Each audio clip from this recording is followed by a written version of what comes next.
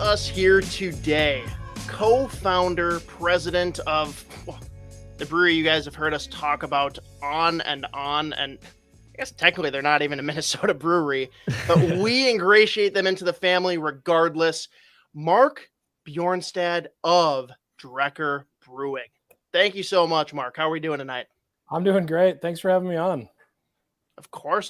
And we always kick it off here. We got to know what everyone's drinking in the group. And I'll be honest here, I've had quite a week at the day job, and I barely was able to get into the liquor store, bounce out, and get back here in time with a Drekker beer in hand. And I've actually never tried this style of beer from you guys before. So this will be a little bit of a experimental bout for us. We have the Plop. Sweet. And I know that's a little bit newer for you guys. Which one is that? Strawberry pineapple or strawberry pina colada? Strawberry chocolate. Strawberry chocolate. Okay. Yep, they're here. Maybe this would give you the answer. And turns. Oh, I had it upside down. Don't worry. I read directions. Perfect. Oh, man. But so, I mean, first, I'm just curious because I know you guys have crushed the sour game for a long time. This one's a little bit newer for you guys, from my understanding. I mean, tell me what's different about it. Sure. So technically it's a seltzer base, but it's so far beyond a seltzer that we really don't really consider that part of the style. This isn't a seltzer. Sorry. So it's a smoothie. It's a smoothie. And really what we can do with this is, I think one thing we're known for and we love doing in our sours is not just the fruit or the sour, but the all the adjuncts or the flavor creations and experience we're creating there.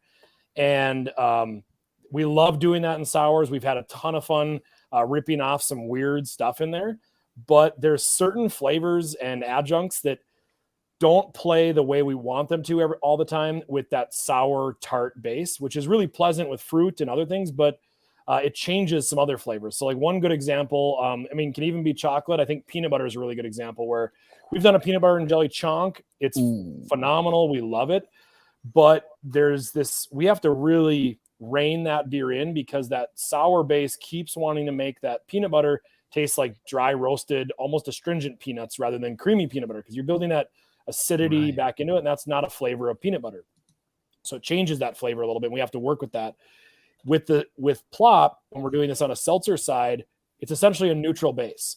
So if we want to make it tart, we can. If we want to keep it neutral, we can. And that allows us to look at new ingredients and kind of open up totally new flavor experiences with what we're doing. So it's just the base that puts the alcohol and kind of the canvas for us to do all kinds of weird stuff on it.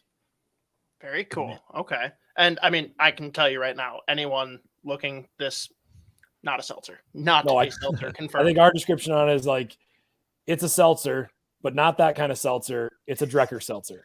There you go. And man, I love all the science that just goes into craft beer with all the flavors and stuff, which is why we love bringing on guests like yourself. And like Hoppy said in the intro there, like we've been waiting for this one for far too long, enjoying your beers. I've even enjoyed one as Hoppy sent me the Ectogasm, if I'm not mistaken. And that's where I firstly was like, a tremendous beer. Second, holy crap, look at this can art. But we'll get into that. This is the beauty you're talking about, Isha. There it is. Yes, sir. Yes, sir. How could I forget? What are you drinking, Mark? What do you got on hand? So I haven't cracked yet. I've got, let's see here. This is Rowdy Bunch.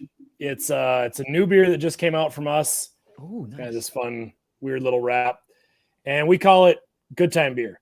I think just like with Plop, we do a lot of beers that we're going for something. We're going to approach it from a different angle. It no longer lives in any of the nomenclature, and we just don't give a shit about what this thing should be called. So we're going to call it whatever we want. And this is technically, it's kind of a hybrid lager. And because no one knows what that means, and we don't know what it means either, we're going after a very specific thing. We call it Good Time Beer. And we made this to be our shift beer, our beer that you want to crush with some friends and have good times with. So cheers, everybody. Cheers. And I think I've featured this one on the Sota Pod before. If not, it was in one of our bank recordings. But one of my favorite beers, two Nanaimo, British Columbia local beers. It's canned, brewed in town, just down the road from the Pigeonhole studio here. Opposites Attract. It's a wet hop pale ale in collaboration with Maple Bay. Again, Maple Bay, they're about 2 hours south of me as well. Maple Bay hops, again, Longwood Brewing and White Sails. Not as great as can art as our friends at Drekker, but an unbelievable beer regardless. I thought I would have the last one last week. As I talked to some of my friends at Longwood, and they said, "Oh yeah, like I'm surprised there's any more on the shelf." But lucky, I think, to snag. Maybe this one's the actual last one now. So again, cheers, everybody. Cheers, boys. After a long work day that we all had, so there you go. So Mark, tell us about Drekker Brewing for some of those who don't know. Tell us, what you guys have going on now, and just your story from whatever vantage point you want to start there. So Drekker is a thing that I think is a lot bigger than any one of us here, and it's this tent where we bring in all kinds of freaks and weirdos and throw a really good time. Right now, beer is what we're most well known for, but to ourselves, beer is just one of the products, one of the ways that we kind of live out our dream. And really, what we love doing and what we're focusing on is, making a space, building this tent where a community can come together, and an opportunity for people to be shocked, surprised, and live in these moments of wonderment and the extraordinary. So we do that with style bending beers, funky, weird, gross artwork, cool, immersive events, all that kind of stuff. And that's the fun, weird stuff that we're always up to here in our little mad scientist factory. So that's Drekker in the longest way I can describe it. I love it. What a description there. Amazing. Oh man. And so, I mean, at the most base level, how'd you guys end up in Fargo? Not a lot of people end up in Fargo that aren't from here already. So right. that's how we got here. I mean, most of us are townies or from the area around here. And then a lot of us lived elsewhere, put down roots elsewhere. And then home always has, ways of making you do funny things, and coming back is one of them. And Fargo has got some weird claws to it too. It's a really funky, fun, weird community. I always kind of say it's like if Portland and Mayberry got together, that's what Fargo is. I don't even know what to do with that. It lives in a different time. It's a super small town that doesn't realize it's actually kind of a big city. It's got tons of cool stuff going on, and it's fun people doing crazy stuff. And it just has a vibe of its own. And I think like a lot of people ask about the movie, and we're always kind of quick to point out, like, we love the movie. We can't take too much credit for it. Like, just the opening scene happened in Fargo, and then the rest of that happened in Minneapolis and Brainerd, Minnesota. But that is how my parents talk, and that is kind of Fargo, and Fargo embraces it. They show that movie every year on the side of a building downtown, and we've got a big giant wood chipper with some feet sticking out of it at our visitor center, and it's kind of like we love that idea of, like, we're really nice, but don't cross us, you'll end up in a wood chipper, and that's Fargo. I love it. I thought you were going to say, oh, but it was filmed in Vancouver like every other movie out east. Oh, that's amazing. No, fair enough. And so, obviously, kind of in your own corner of the world there in Fargo, but you guys have made a big print. I mean, something that everyone across the country knows who Drekker is, but in Minnesota in particular, like, I'll be honest, I had no idea who you were until a couple of years ago, when some coworker of mine who's just big into craft beer, he literally is like, every Thursday he had like a block on his calendar because he's like, yeah, I know my store is going to get their shipment. I'm going and I'm getting. I'm like, what the hell is this beer? So I go with him one of the days, and like, he shows me the artwork. We have a couple of the beers as soon as work's done that day, and I'm just like, all right, you got my attention. Tell me more. And he went to UND and like just was the biggest cult follower of it you could imagine. And like, he's explaining to me how, like, yeah, everyone in the Twin Cities like knows their spot. They go and get to the drop on the spot. And I'm just like, this is more than I can comprehend right now. But just, tell me, how have you like cultivated this cult following in the Twin Cities. That's funny you call it that, because I mean I think craft beer world is a little cultish sometimes, but we joke that this is a cult. This is what we always have is like, what if you made a cult, but it was like it was real. Here's the and Kool-Aid. Like, what if Kool-Aid is good? And I mean, what a cult purports to be, that's fun. There's a reason people join a cult. And so what if we just were real about it? And so, yeah, we've made a cult, and that our evangelists are fans out there, and craft beer, all the same, they're the ones that spread the word on things. And that's what makes craft beer cool too, is that it's all under the radar. It's always some small thing that somebody found, and we don't take out billboards across Minneapolis. It's all word of mouth. It's all friends at our friends at liquor stores that are hand selling stuff. And so that's how it happens. And I don't know, I think our vision for what we want to be has nothing to do with size or, the regions that we cover, or, being the best or being award winning. It has nothing to do with that. We know exactly who we want to be and what we want to do. And whatever that makes us, that's a byproduct. And I think that helped us focus on what mattered to us. And it could have gone any number of ways. We would have been happy if we were the world's smallest brew pub and 10 people loved us to death and they were able to keep the lights on, or if we built a national brand and it worked out that way too. It didn't matter. But Minneapolis was fun. I mean, that was our first big market outside of Fargo. And the reasons we went for Minneapolis were almost out of spite, as weird as it sounds. We were doing super experimental, weird stuff in our tap room. Taproom people were loving it. Our distributor in Fargo and a lot of bars and restaurants and hated it. They wanted us to make, a version of this national brand because that would sell. And our distributor wanted to do flagships, and we wanted nothing to do with that. And Fargo sometimes has, they're always looking at what the next big trend is coming out of like Minneapolis or other major metros. And so we kind of said, screw it. If Fargo doesn't care about these weird beers, or we can't get distributors or stores to realize that these are cool, we're gonna have to make it cool. We're gonna have to go see how it goes somewhere else. And so we took it to Minneapolis, and we said like, well, we'll see what Minneapolis thinks of this. And if we can get people to catch on here, we're going after a really small number of people with these weird beers. There's more of those people here. Let's see how it goes. We did a couple festivals. We ended up winning like the People's Choice Awards, and we're going out of beer in like, half an hour, and it was nuts. And we started selling down there, and it's been absolute craziness ever since. And so we found our people in Minneapolis that really kind of helped us build that cult following, get that going. And then once we had that validation behind the beer and the brand, that just spread everywhere. Yeah. And I mean, there's plenty of weirdos here in the Twin Cities. So I think that fits your demographic perfectly. But yeah, I mean, you've conquered this market. And I mean, speak as well. I know you're on the other side of the border, but how weird is Minnesota in the sense that, like, for how small a population is, like, everyone's got these preconceived notions with Minnesota and North Dakota. Like, this is a low key craft beer haven if you look like across the country. Well, you're right. I don't think a lot of people realize how big Minneapolis actually is, as far as a metro.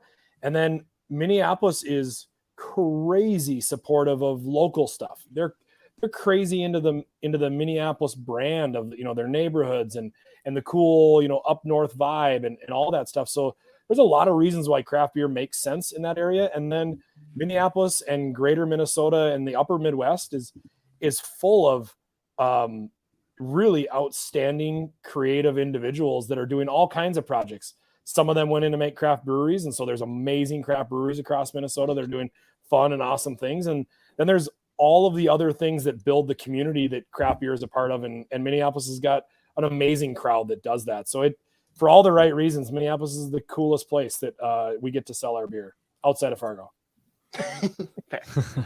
No, I was telling Hoppy, I was telling Mark this prior to recording here that, like, yeah, I'm from British Columbia, and here's in Canada anyways, British Columbia is the craft beer spot.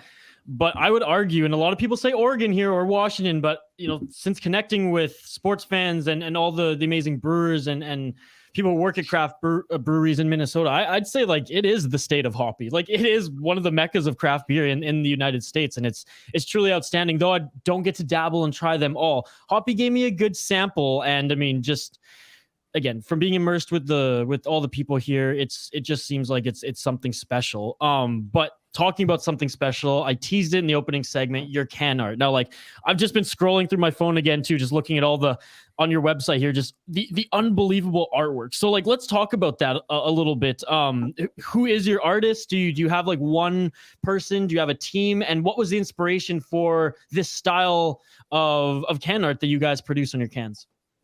Yeah, I think to talk about the art, we have to start by talking about why we do it.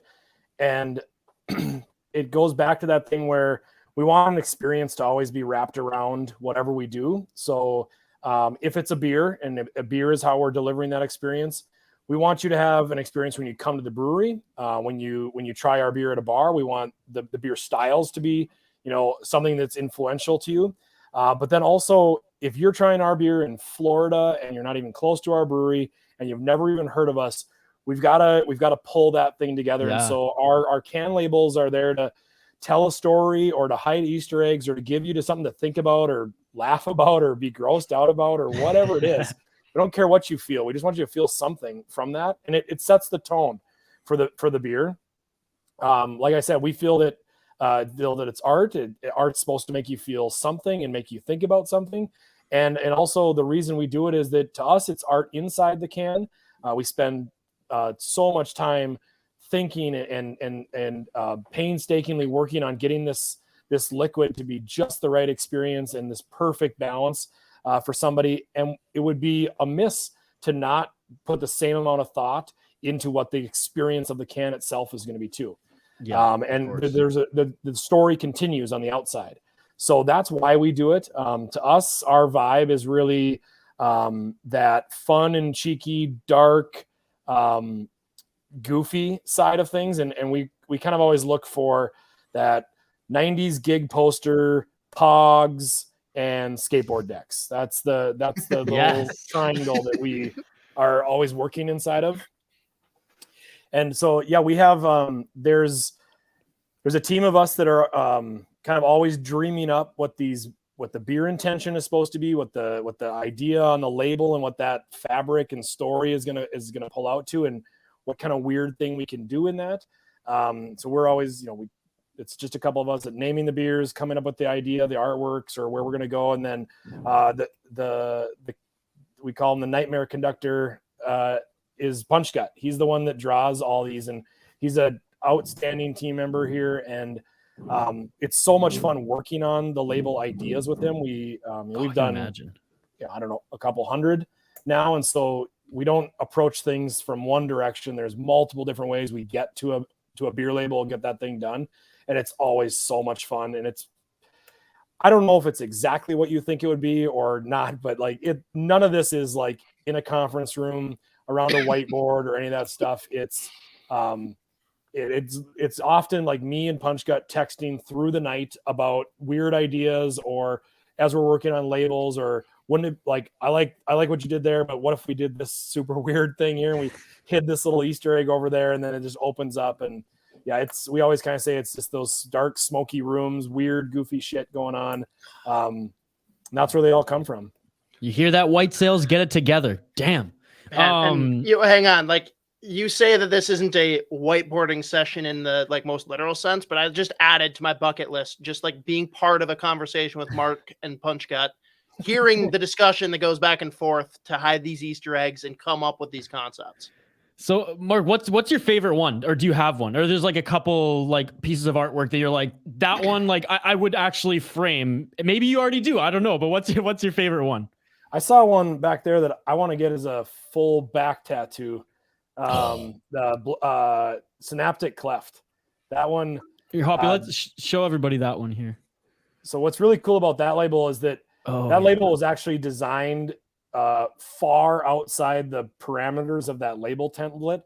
So it has this whole shape to it, and it's essentially made to be a full-size back tattoo. So cool. Wow, Hoppy, do you have a particular favorite? There's so many, and to be honest, like some of them kind of coincide with what the title is itself, right? So it's not just the can, but it's the beer name. Like Royal Bee. That's my favorite out of. I haven't tried it yet. I'm a huge honey cream guy, especially the double IPAs. That one, upon doing like my research scroll, and I was like, oh, I would look at that without even reading what the beer was and grab it off the shelf if I saw it. Yeah, so like this isn't even my brewery, and like it's like picking my favorite child right now. I would say two that come to mind right away though, with the name pairing off of the design. I love Cuddle Buddy, and I love I had it and I just lost it. My dog's chewing on stuff upstairs and it's grinding in my ears. Cuddle Buddy's a really good one. Oh, and Freak Parade is also a really good one. Okay. But I mean, there's so many good ones, and I don't know that. Now you got my head spinning because there's so many good ones. You gave me two. That's enough. That's enough. I know, but now I feel like I'm doing a disservice to so many of them. No, put it this way. Hoppy will make an entire separate YouTube video for our channel just going through all the can art. So we'll do that. Shit. All right. There's a new task for Hoppy here. He didn't even know that was coming, Mark. I got to ask, though, on one in particular, because I'll say my wife is definitely the bigger sour drinker out of us. Like I'm way more into the bottles that you guys release for your darker beers, and I love your IPAs, but I need to know the story behind the Chunk Kitty. Oh sure. God. Well, I mean, we didn't create the Chunk Kitty. That's a whole meme lord situation of what's going on. And but we were that actually came from one of our brewers, Scooter. She is like tries to always be up on what the hot new phrase thing. We always tell her that she's chuggy because she's trying too hard with all of it. But sorry, Scooter, if you're listening. But so Scooter's always up on what the current hipster lingo is, and Scooter was just pushing this chunk because she's got a little chunky cat at home, and she thought this would be such a cool brand. And for us, the first question in our mouths is, we love the idea, but like, what is it? What's it going to be? Because it can't just be a name. Like chunk has to be a reason. So chunk, chunk's this fat cat, lazy thing. And so we were working at that time. We had been messing around with some adjuncts on sours, and so this is, I don't even know, 2 years ago. And we had been struggling to do some of these new adjuncts in the current like brand house that we defined for a few of our sours. To us, Brain Freeze is strictly fruit. Slang is this pie stuff. We've done a few other ones. Mm-hmm. Hurt has its own different reason for existing. And then Chunk, it was kind of, well, what would it be? And what it came back to was that, like, well, this could be where we do this like uber decadence, where we do chocolate and peanut butter and white chocolate and marshmallow, and we're doing this like Sunday a lot of marshmallow. You can just imagine this like fat little cat with this fuzzy fat belly, and it's sitting there and eating a bowl of ice cream drizzled with chocolate and peanut butter and marshmallows on it, and that's Chunk. It's exactly how I felt drinking this one. And this one, I mean, I love the color and design to it, but literally the definition of it for Sunday sour is America cake. I don't know what more I need for an experience. Yeah. We debated for a long time on whether, we put those gimmicks. I don't even know if we did. Did we put contains actual freedom, or did we leave that out? I gotta scan through this now. Oh, that's amazing. That's amazing. At first glance, no, because it says warning contains a significant amount of fruit, so please keep cold at all times. I was hoping right there contains a significant amount of freedom. So on the gimmicks thing, I think when we talk about like cake and frosting and all and the fruits or whatever, I know we talked for a long time about should we say freedom on there? If you had done that, you would. Well, that's coming back next year. That'll probably be on there. That'll be a teaser. There was a lot of discussion. I think we had to hit send on the thing there, and it was just fuck it. All right. And now that's one that I'm just going to request right away. We need to have like an actual banner or a poster of the entire label, then including those gimmicks. Yeah. Hey, I'll hang it in the studio if we can get one of those. Oh man. Now we've talked a bunch about these different can designs, and I know with the sours in particular, you kind of stick to a theme, right? You've got the chunks, you've got the slangs, you've got the brains. My wife told me I have to tell you that brains is like her favorite thing ever. So just note that. But with all of the different styles you have, like how did they come to be? Like, is this crowdsourcing? Is this you guys just saying, hey, let's screw around and experiment with shit? Or like, is there a method to the madness of how you got your different IPA styles? You got your different sour styles. You got your different stouts. Like, where did it start? It's probably not ever one place for all of them. But to us, a brand, whether it's an IPA, or even just the style of the IPA, the sour and what we're doing in that thing, it really is something that we feel like it's burning inside of us and we have to put this out into the world. There's no other reason that we would make a beer other than we think it has to be out there and we are the ones that have to make it. If that's not the case, we don't make that beer. We don't make beers that sell because they just sell, or because a distributor wants us to do it, or because the market's doing it. We make beers that we really believe in, and we think that there's something crazy that we want to do with it, and it excites us, and it's a challenge, or it's something so amazing that we just can't stop thinking about. The whole reason we made Plop was because we wanted to make a painkiller, and painkillers are our favorite IPAs, are our favorite cocktail. And I remember it was a collab that we went to a crawfish boil restaurant, and they were serving painkillers there, kind of with this Bayou Caribbean thing. And we just drank them all night long. And we're like, how have we never talked about how painkillers are the greatest cocktail that has ever been made in the history of the world? And how in the hell do we pull this off in a beer? And we tried in a sour idea for a long time, and it never tasted exactly like a painkiller cocktail to us.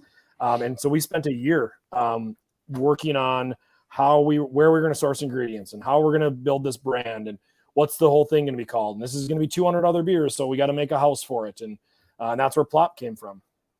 So they come at it for any reason like that. And, our IPAs, I don't like brewing American IPAs. I don't like brewing West Coast IPAs. I don't like it. I like drinking them every once in a while.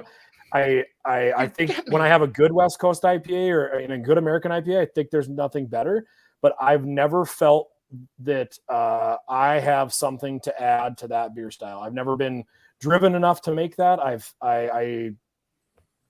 We feel nothing about making that, and we don't feel nothing about the beer itself. It's just we don't want to make it, and we think there's really great breweries doing it. What we love doing is hazies. We want these funky, weird malt bills that are totally different, that stick on us all the time and are terrible to brew. We want to be doing these dry hops that are obscene and creating hop flavors that, through biotransformation or reiterative dry hopping or all these crazy stuff that we try and do. We want this whole different world to play around with. And to us, that exists with hazy IPAs. And we were doing hazy IPAs before they were called hazy or whatever IPAs. We've been doing them for years. And that's because that's the only kind of IPA that we really love. It's a good time beer, right? And then we've got good time beer. We love good times. Gotta. So I've got two things here. We're gonna go down a bright and a dark path with collaborations that you guys have done. Because I remembered one of my favorite can designs, along with one of my favorite just like marketing campaigns that you guys have done. I know where you're going with this. Very good friends at Back Channel Brewing. Oh, sweet. Okay. Flash Kick. Incredible can, but the video you guys put together for that just got me going. Like, I don't even know how to explain that. Just tell me how that idea came into existence. Probably exactly how you think it did. I think it was a lot of beers and then what I'm trying to think how we even got down the Flash Kick line. So on our collab labels, Punch Gut does these phenomenal full illustrated, gross, drippy, weird stuff. He's also super talented at this collage, copy, paste, destruct, weird mashup stuff that he does. And he does that in a lot of his gig posters. Okay. So we wanted to make another house to be able to use that. And so that's what we do because we think a collab is like a collage, and this fabric that we're building, that's what the artwork that Matt does for that. So sometimes he makes these collages, pulling all different kinds of images or things like that, smashing them together, weird color aspects, and then sometimes he hand illustrates a thing onto it, or add some things to it. So I think we were probably talking about what kind of weird theme do we want to do with this mashup thing. We got down talking about Street Fighter. That's I don't know. It's so cool because it hits like Hoppy and my demographic too, like we're late 20s, early 30s. Like we grew up playing these games. So when I saw that, when I heard like just the jingle, like again, just like your cans, like it brought me in right away. Just that the marketing, the artwork, everything that went into it. And then, of course, limited sample personally, but the beer is outstanding too. As I love what you say there. Like the art is on and within the can. And that's so cool. Mark, we were talking. Hang go on. ahead, Hoppy. So talking about that, then I'd be badgered by our good friend Josh Letty of Back Channel if I didn't mention you're supposed to yell at Jesse and say, "I told you to order more bowls." Oh, yeah, we love a sellout though. You gotta love a sellout. But now you talked about though the canvas and the collage. This is interesting because the dark path we're gonna go down here, and we're gonna be best friends here, Mark. So I want to make sure we've got all things out on the table. Another collaboration beer that I have here is called Make Good Choices with you and Blackstack. Oh, yeah. And this one's a little bit more basic design. And I need to be upfront with you here that we always preface this with the fact that Drekker and Blackstack are two of our favorite breweries. I have a buddy who is obsessed with sours, beyond obsessed with sours. And Drekker also. And Drekker, yes. Yeah. And he told me, like, this is the one I'm going to sell you on. He comes on with us and just talks nonsense sometimes. He's like, you need to drink this one on the show, and I'm going to turn you into a sour fan. I'm like, great, let's do it. I think something went wrong with the liquor store that he purchased it from. Like, they didn't refrigerate it or something went wrong, because I'm not kidding, Mark. I poured it, and it, like, was bubbling. It looked like a science experiment.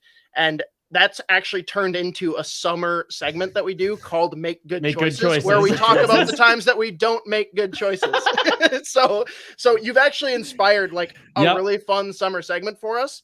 And again, I've had plenty of like individual beers that I've had that like didn't turn out right, but I just had like, it was so perfect that it was called Make Good Choices, and he gives it to me and thinks it's just going to be this pivoting beer for me. And I'm just like, dude, I don't know what you gave me, but that's not what I was ready for. The best part is he's pouring it on camera, and our friend's like, that's not what it's supposed to do, and bubbling up, and Hoppy's like, I'm still gonna drink it, but like this was what you're selling me on here. Like, like the part of the thing about if we're gonna push off into some of these beers that we do and make however many hundreds of ones that we do, our definition of success is not making every person's favorite beer. It's some of it is some of it's for a very small group of people, some of it's a very narrow path we're going down, and that's okay to us. No, totally agree. And again, you've hit plenty of my sweet spots. That was just, I had to come forward with that because again, Mark, we're gonna be best friends. I don't want there to be any secrets between us. That was Blackstack's beer. There you go. Hey, there it is. I love it. Mark, you were telling us how like Drekker, you guys live in the moment. You live in and produce with what the trends are coming with. You guys have great, inspiration and collaboration sessions. Very much living in the moment and going day by day. But you do have some things planned in the work here. I mean, I just read this article that you guys plan to build a 100,000 square foot building connected to the west side of the current Brewhalla that will include event center, hotel, apartments, and a 22,000 square foot market for eateries and other food vendors. Like, just tell me about these plans here, because I'm just scrolling through them right now and it looks absolutely outstanding. Yeah, that's another one of those things that like didn't come to its concept. In the beginning, it wasn't in its entirety. It came from a couple really small directions. And I think that's one testament to how we work, is that when an idea gets planted in our head, it sits there forever, and we keep working on it and keep waiting and keep keep bringing it back up until it's right, until it's the right time and it works out for the right reasons. So when we were restoring the building that we're in right now, some of the elements of what's going to become Brewhala were things that we were trying to work into this building and were part of the intention of what we were trying to create. And this building's about 15,000 square feet. And about 7 of that is the brewery. We ran out of space to do some of the other ideas that we had because we needed the space for what it was meant for in the first place. Of course. And then it didn't work. It didn't feel right either. So then we have a couple other buildings on this property here, and we explored, studied, working on these ideas in there, and the flow and the whole thing just didn't feel right. And then that idea of what we were trying to do went to the back burner a little bit. We were focused on some other stuff and doing some other cool things. And then through travel and some other ideas, we just started seeing little bits of what we were thinking about. And that puzzle started to come together in our heads. And it turned into that we really had to create this space. It wasn't going to be something we could force into another building.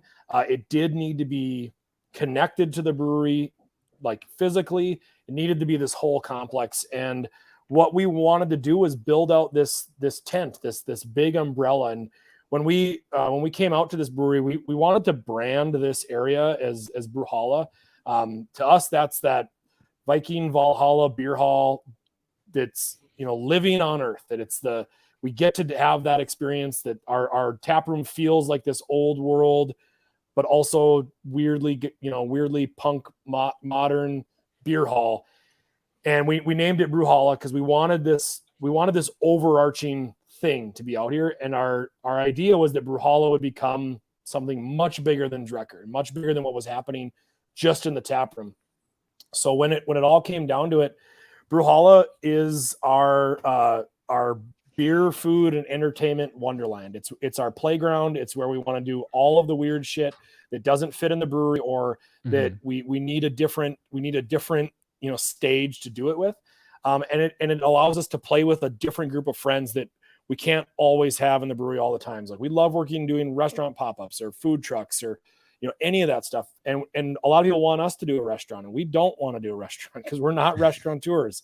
And we don't, like I said, that's not a burning desire. We love eating food, but we don't make food. We're not chefs. That's not something that we're good at. But we take a lot of pride in the chefs that we are lucky enough to be friends with. And we wanted to make a place where they could be a part of this thing. Cool. And so then there's the events that we want to do. And there's these really weird and fun and immersive events that we're busting at the seams to throw at the brewery every once in a while. And we need a bigger space to do that. And then we also want a space that's not beer, that's not alcohol, that can be more of a community space that can be a lot of different things. And that's what that turns into. That's why we have the whole space, is that it's something bigger than just Drekker. It's something that Drekker's attached to. So what it is, like you said, it's a food market, vendor market. There's shops, food places, big dining hall kind of area. There's lots of fun and weird things going on there. That whole area has a giant mezzanine to it that wraps around the market, and those can be overflow space. That can be just regular dining, congregating area, or those can be breakout events, classes, or fun little focus things going on, or that could be private stuff. You could have a birthday party in one area, or doing any number of things. And then on the mezzanine floor and the market floor, each of them have an event hall attached to them. So they're about 5,000 square foot event halls. And that allows us to do anything we want to do. If we want to do our own beer festivals, or that's where we're going to do Hot Dish Festival going forward, or all different kinds of things we've thought of. That's what will be going on there. But to be honest, we don't need that 365 days a year. We need that 10 or 20 days a year for those big events. And one of the other things we love doing is we love helping other people throw events. We love injecting our weirdness into unweird events and, helping people pull those events off. And that's something that we really are passionate about. We've got a great team around events.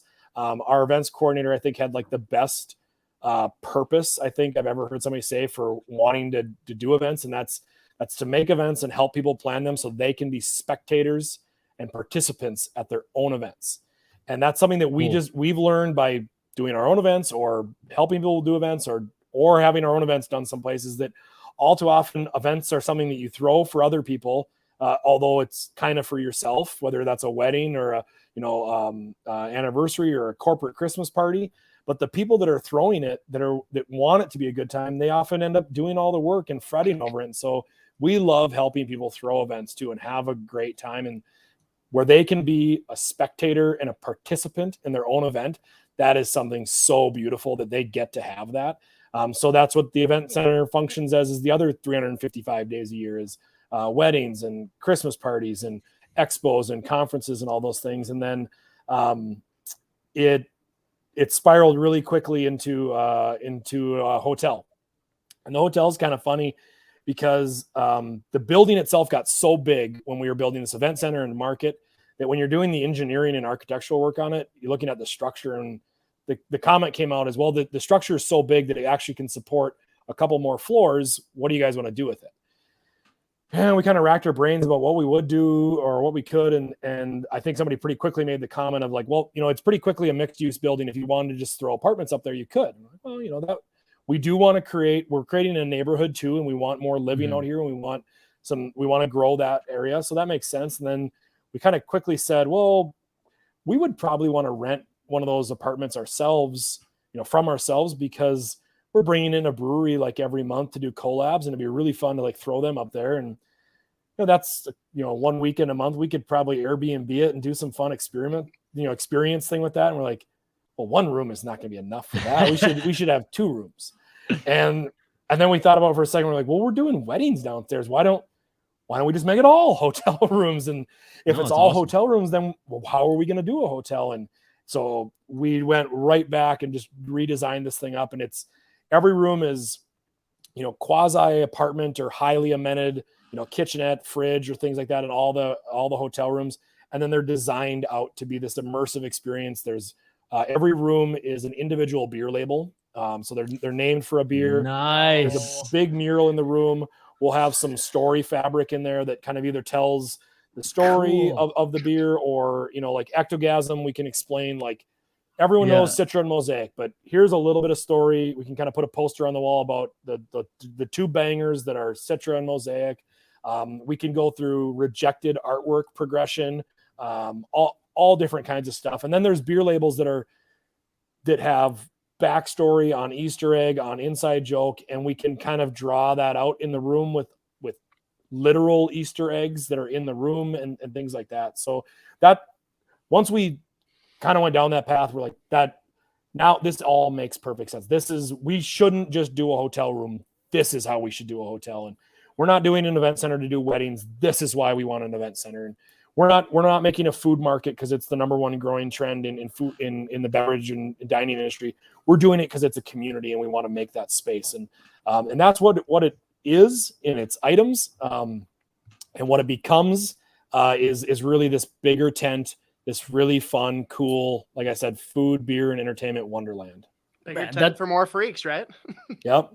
That's unbelievable. I'm supposed to go out to Minnesota in the spring, Minneapolis, St. Paul area. I think I might just come to Fargo instead. Yeah, well, it won't be open until next fall. Won't be there yet. Yeah. Next fall. Okay, there's one of my many things I have to spin off of that. So next fall, you've just I'm probably going to end up in a divorce here, Mark, because I'm going to have to go and stay at every individual room to see all these different beer stories. So thank you for that. But also thank you for that.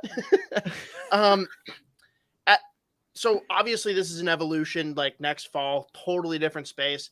I got to say, though, I've heard nothing but incredible things about the existing brew hall today. My brother went out there, said it's the coolest tap room he's ever been to. I'll just plug this now. I'm going to be up there on I'll be there on the Saturday, but I'll be up at the North Dakota versus Minnesota hockey game on Black Friday. So that's Saturday. I'll be around, and I better be able to come give you a hug or a high five or something. Yep, But hit me up. What am I in for when I come and see the existing Brewhalla?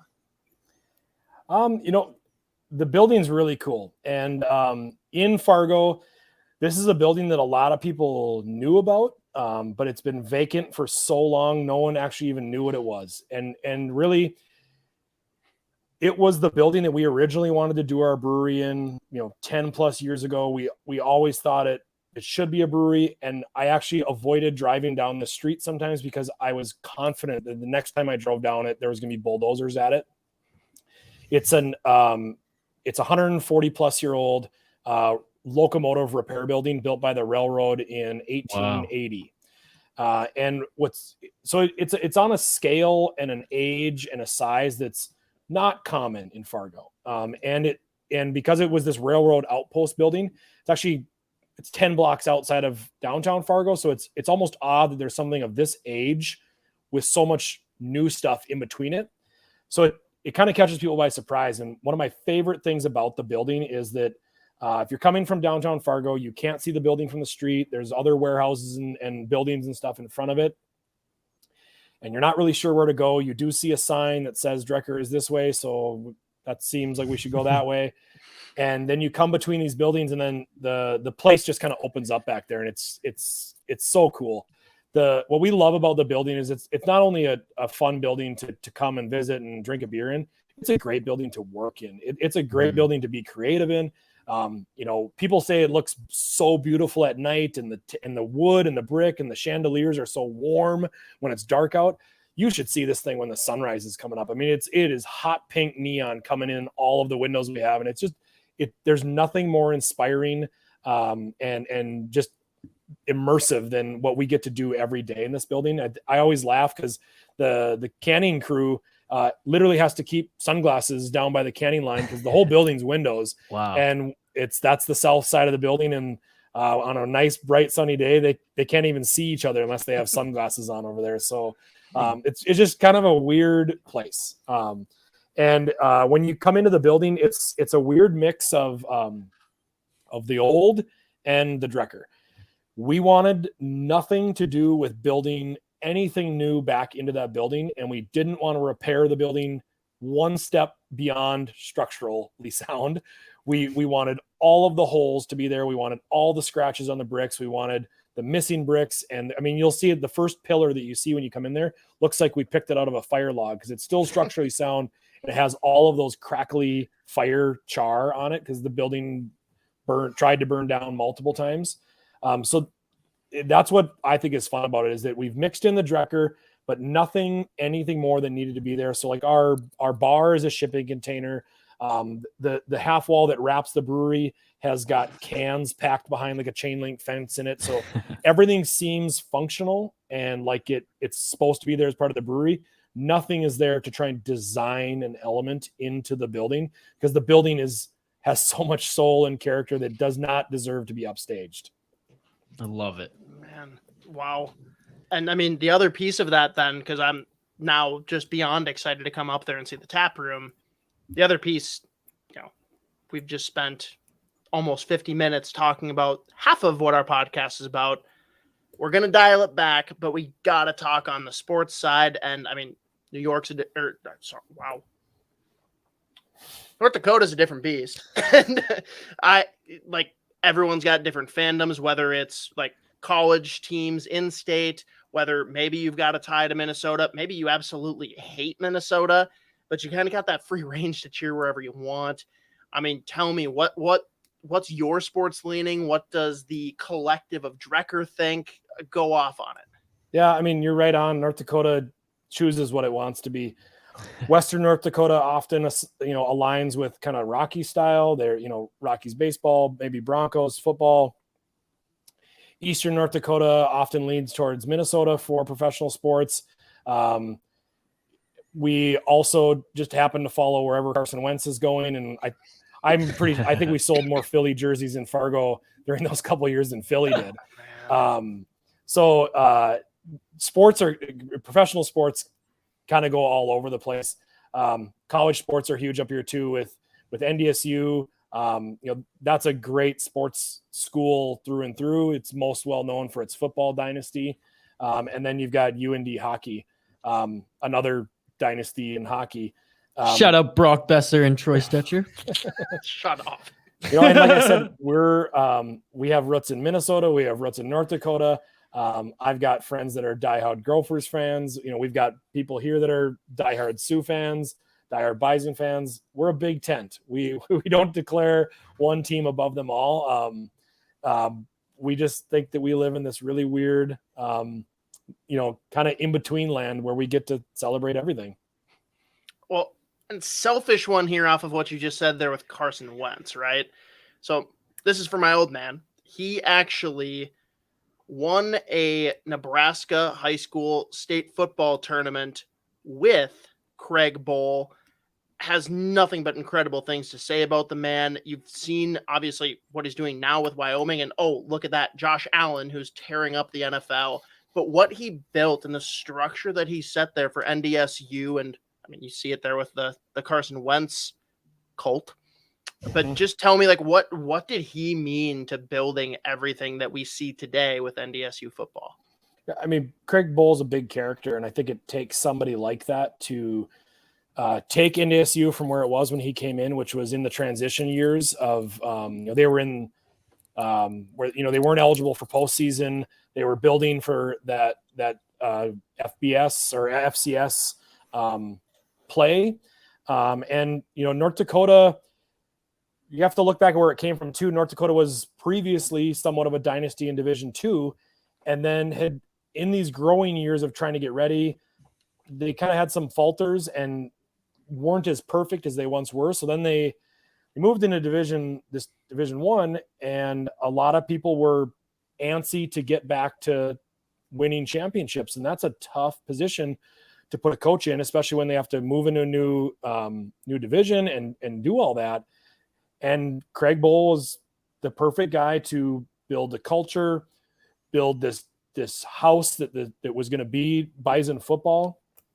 And he built that culture, that vibe that, brought in the right people and started building that athletic program into what it became. And that takes a certain special individual. He was also probably just as famous in town for how many speeding tickets he always had. And he wasn't apologetic about it. He just owned it. It's wide open spaces. What else are you supposed to do? Who's the cop that had the balls to pull over Craig Bohl repeatedly? Yeah, I mean, they all had to have known what his car was. So they just wanted an autograph. That's all. Yeah. Right. Okay, and so that covers the football side of things. Last thing for me on the sports that I've got to know. So when I show up Black Friday, donning my Gopher apparel, what's the over-under on time elapsed before I get my ass kicked when I go up to the Ralph? In Fargo, you're probably safe. At the Ralph, right. At the Ralph, what's going to happen to me? Stand between two friends. I'm only coming with one guy, so I'm in trouble.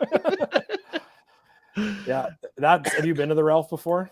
I haven't, and that's why I'm going out of my way now that it's not. They got rid of the WCHA. I'll never get over it. I understand why it happened from a business perspective, but holy shit, does it piss me off. And now, it's 1 out of every 3 years that we get to play you guys, and maybe it's in Grand Forks, maybe it's in Minnesota. I just finally bit the bullet. I'm I'm making this happen. I don't care what it takes. I'm doing it. Well, the hubris of Grand Forks is always that they claim that Ralph Engelstad is the most beautiful arena in all of professional hockey. And okay. Because they think it's a pro team up there too. Well, to them it is, just like Nebraska's pro for football out in Nebraska. Ralph Engelstad was he built casinos, and that's what that thing is. It's marble, it's the Sioux logo all over the place. It's an impressive arena. It's a great place to watch a game. It's so funny. Just a little off tangent here as the Canadian in this chat. Whenever you guys say Sioux, and I know what you're referring to, don't get me wrong. I'm a sports guy, but I just keep thinking Sault Ste. Marie in Ontario. Oh, man. Anything else on the sports side, Hoppy? I mean, those were the big things I wanted to hit, but I will, I guess, last parting thought here on that. I mean, just talk about, it sounds like the brewery itself is a collective of everyone just cheering for some aspect of the Big Ten. Like, can you go a little deeper in on that? The brewery's cheering for the Big Ten conference. Yeah, that's how you made it sound before we jumped on, or maybe I misunderstood. Oh, I think everyone, what I love about this part of Fargo is, like I said, North Dakota can kind of choose whoever they're cheering for. And I think that a lot of people have allegiances that split the river, split the state lines. And so you kind of get to cheer all over the place. And like I said, my dad's advice too is that, he grew up with some of his best friends going to UND. He grew up with some of his best friends going to NDSU, and kind of came to the spot where, why choose which team you're going to root for when you can just have two favorite teams, and that's just a decision you have to decide every couple of years when they play each other. And that makes a ton of sense to me too. That why not just enjoy all the teams? They're not, some of them, the Gophers aren't home to us, but we feel allegiances to Minnesota, and UND isn't home to Fargo, but we feel a part of it with North Dakota. And why not just enjoy good hockey? Why not just enjoy good football? Oh, I love it. And what a way to end off this interview with that, Mark. We really appreciate it. We really appreciate the time that you gave us too. This has been outstanding.